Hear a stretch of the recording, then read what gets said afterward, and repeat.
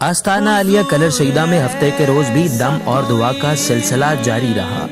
جہاں ملک بھر اور بیرون ممالک سے بھی ہزاروں زائرین نے شرکت کی، جبکہ Kallar Syedan bypass road پر گاڑیوں کی میلوں لمبی طویل قطار لگ گئی۔ سجادہ نشین دربار عالیہ بلاوڑہ شریف صاحبزادہ حق خطیب حسین علی بادشاہ سرکار نے زائرین کو دم کیا،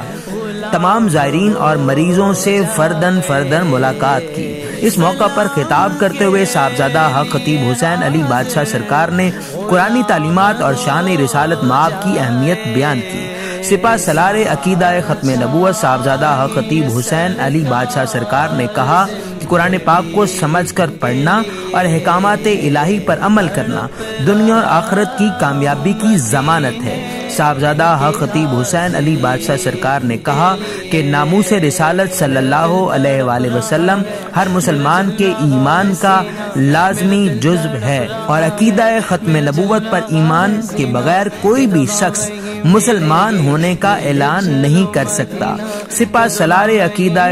ختم نبوت صاحبزادہ حق خطیب حسین علی بادشاہ سرکار نے تمام زائرین کو ہدایت کی کہ وہ ختم نبوت کے منکرین کے منفی پروپیگنڈا سے باخبر رہیں۔ صاحبزادہ حق خطیب حسین علی بادشاہ سرکار نے کہا کہ ان کی زندگی کے دو ہی مشن ہیں، اور وہ آخری سانس تک شان رسالت مآب صلی اللہ علیہ وآلہ وسلم کا علم بلند رکھیں گے اور خدمت خلق جاری رکھیں گے۔ صاحبزادہ حق خطیب حسین علی بادشاہ سرکار نے اپنے مریدین اور زائرین کو بھی تاکید کی کہ وہ دنیا اور آخرت کی کامیابی کے لیے حضور نبی کریم صلی اللہ علیہ وآلہ وسلم سے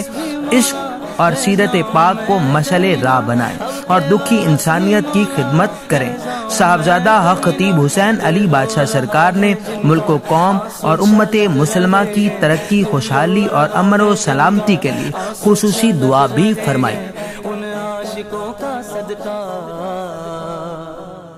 بلوائیے مدینہ